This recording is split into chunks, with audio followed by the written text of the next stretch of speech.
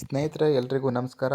ಇವತ್ತಿನ ವಿಡಿಯೋದಲ್ಲಿ ನಿಮ್ಮ ಅಕೌಂಟಿಂದ ಪದೇ ಪದೇ ಅಮೌಂಟ್ ಕಟ್ ಆಗ್ತಿದ್ರೆ ದಯವಿಟ್ಟು ಫೋನ್ಪೇಲಿ ಹೋಗಿ ಇಲ್ಲಿ ಚೆಕ್ ಮಾಡ್ಕೊಳ್ಳಿ. ಯಾಕಂತ ಹೇಳಿದರೆ ನಿಮ್ಮ ಯಾವುದಾದ್ರೂ ನೆಟ್ಫ್ಲಿಕ್ಸು ಇಲ್ವಾ ಅಮೆಝಾನ್ ಪ್ರೈಮು ಯಾವುದಾದ್ರೂ ಮೂವಿ ಸಬ್ಸ್ಕ್ರಿಪ್ಷನಿಗೆ ನೀವು ಆಟೋಪೇ ಎನೇಬಲ್ ಆಗಿರುತ್ತೆ. ಅದನ್ನು ನೀವು ಡಿಸೇಬಲ್ ಮಾಡ್ಕೊಂಡ್ರೆ ಪದೇ ಪದೇ ಕಟ್ ಆಗಲ್ಲ. ತುಂಬ ಜನಗಳಿಗೆ ಗೊತ್ತೇ ಇರಲ್ಲ ಇದು ಏನಕ್ಕೆ ದುಡ್ಡು ಕಟ್ ಆಗ್ತಿದೆ ಅಂತ. ಸುಮ್ಮನೆ ಬ್ಯಾಂಕಿಗೆಲ್ಲ ಹೋಗ್ತೀರಾ, ನಿಮ್ಮ ಫೋನ್ಪೇಲಿ ಆಟೋಪೇ ಎನೇಬಲ್ ಆಗಿರುತ್ತೆ.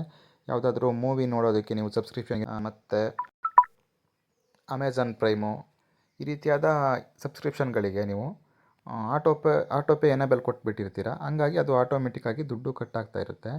ಅದನ್ನು ಹೇಗೆ ಡಿಸೇಬಲ್ ಮಾಡಬೇಕು ಅನ್ನೋದನ್ನ ಈ ವಿಡಿಯೋದಲ್ಲಿ ತೋರಿಸ್ತೀನಿ. ಫೋನ್ಪೇಲಿ ಒಂದು ಸಲ ಹೋಗಿ ಚೆಕ್ ಮಾಡ್ಕೊಳ್ಳಿ ನಿಮ್ದು ಯಾವುದಾದ್ರು ಆಟೋಪೇ ಎನೇಬಲ್ ಆಗಿದೆಯಾ ಇಲ್ವಾ ಅಂಥೇಳಿ. ನೀವು ಸರ್ಚ್ ಬಾರಿಗೆ ಹೋಗಿ ಇಲ್ಲಿ ಆಟೋಪೇ ಅಂತ ಸರ್ಚ್ ಮಾಡಿಬಿಡಿ. ಆಟೋಪೇ ಅಂತಿದೆ ನೋಡಿ. ನಂದು ಒಂದು ಆಟೋಪೇ ಇದೆ, ಅದು ರೀಸೆಂಟಿಗೆ ಆ್ಯಕ್ಟಿವ್ ಮಾಡಿದ್ದು. ಅದ್ರ ಮೇಲೆ ಕ್ಲಿಕ್ ಮಾಡ್ಕೊಳ್ತೀನಿ. ಈ ಥರ ಆಟೋಪೇ ಯಾವುದಾದ್ರೂ ಇದ್ದರೆ ನಿಮಗೆ ಬೇಡದೇ ಇರೋಂಥ ಆಟೋಪೇನ ಇಲ್ಲಿ ಮೇಲ್ಗಡೆ ಪಾಸ್ ಅಂತಿದೆಯಲ್ಲ ಅದನ್ನೇ ಕೊಟ್ಬಿಡಿ. ಇಲ್ಲ ಅಂತ ಹೇಳಿದ್ರೆ ಕೆಳಗಡೆ ಡಿಲೀಟ್ ಆಟೋಪೇ ಅಂತಿದೆಯಲ್ಲ ಈ ಡಿಲೀಟ್ ಆಟೋಪೇ ಮೇಲೆ ಕ್ಲಿಕ್ ಮಾಡ್ಕೊಂಡು ಅದನ್ನು ಡಿಲೀಟ್ ಮಾಡ್ಕೊಬೇಡಿ. ಯಾಕಂತ ಹೇಳಿದ್ರೆ ಸುಮ್ಮನೆ ಮಂತ್ಲಿ ಅದು ದುಡ್ಡು ಆಟೋಮೆಟಿಕ್ಕಾಗಿ ಕಟ್ ಆಗ್ತಾ ಇರುತ್ತೆ. ನೀವು ಚೆಕ್ ಮಾಡೋಕ್ಕೂ ಹೋಗಿರೋದಿಲ್ಲ, ಸುಮ್ಮನೆ ಕಟ್ ಆಗ್ತಿರುತ್ತೆ. ಇದು ನೆಟ್ಫ್ಲಿಕ್ಸು, ಸುಮಾರು ಅಮೆಝಾನ್ ಪ್ರೈಮು ಈ ಮೂವಿಗಳನ್ನೆಲ್ಲ ನೋಡ್ತಾರಲ್ಲ ಸಬ್ಸ್ಕ್ರಿಪ್ಷನ್ ಮಾಡ್ಕೊಂಡು, ಈಗ ಹಾಟ್ಸ್ಟಾರು ಇದೆಲ್ಲ ತುಂಬ ಇವಿದೆ ಆ್ಯಪ್ಗಳು, ಅದ್ರ ಮೂಲಕವೇ ಕಟ್ ಆಗ್ತವೆ.